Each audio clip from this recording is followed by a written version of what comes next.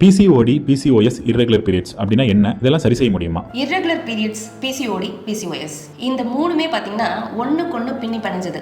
எந்த ஒரு நபருக்குமே எல்லா நேரத்துலையுமே ஒரே மாதிரி இருக்காது. அதாவது ஒரு நாள் நம்ம மனது நிம்மதியாக இருக்கும், இன்னொரு நாள் நிம்மதியின்மையாக இருக்கும் இல்லையா?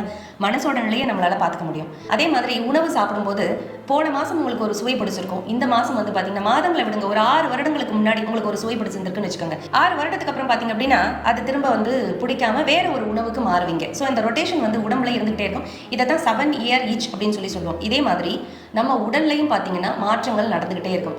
ஒரு மாதம் ஒரு மாதவிடாய் வருது அப்படின்னா அடுத்த மாதமும் அதே நாளில், அதே தேதியில், அதே டியூரேஷனில் வரணும் அப்படிங்கிறது எந்த ஒரு கட்டாயமும் கிடையாது. இந்த கட்டாயம் அப்படிங்கிற நினைப்புக்குள்ள நம்ம சிக்கினதுனால தான் அதற்கான தேடலில் போய் நம்ம சிக்கிக்கிறோம். அந்த தேடல்களில் சிக்கிறதுனால நம்மளோட உடல் அடுத்த கட்டமாக, அதாவது அதிகமாக ரத்தப்போக்கு போனாலும் ஒரு மருத்துவத்தையும், ரத்தப்போக்கே போகலை, கட்டி கட்டியாக போகுது, இல்லை அதிக நாள் போகுது அப்படிங்கிறதுனால ஒரு மருத்துவத்தையும் நாடும்போது இந்த கண்டிஷன் அடுத்த லெவலுக்கு மூவ் ஆன் ஆகி அது பிசிஓடியாவோ பிசிஓஎஸாவோ மாறுது. இந்த புரிதல் உங்களுக்கு தெளிவாக இருக்கணும். அதாவது மாதவிடாய் அப்படிங்கிறது எல்லாருக்கும் 30 நாட்களில் வர்றது கிடையாது. ஒவ்வொருத்தருக்கும் ஒவ்வொரு மாதிரி இருக்கும். 30 நாள், 27 நாள், சில பேருக்கு 6 மாதம் ஒரு வாட்டி வரவங்க கூட இருக்காங்க.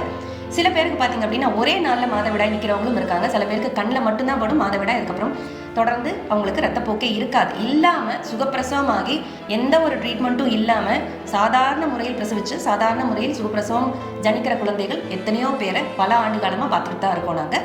இது சாத்தியமான ஒரு விஷயம் தான், நடைமுறையான ஒரு விஷயம் தான். ஒவ்வொரு உடலும் வேறு வேறு விதமானது அப்படிங்கிற புரிதலை தெளிவாக புரிஞ்சுக்கோங்க. அது போதுமானது ஒரு விஷயம். உங்கள் உடல் மற்றும் மனம் சார்ந்த எல்லா விதமான நோய்களிலிருந்தும் முற்றிலும் விடுதலை பெறுவதற்கு காஸ்மோ கிளாசிக்கல் அக்கோ ஹீலிங் சென்டர்.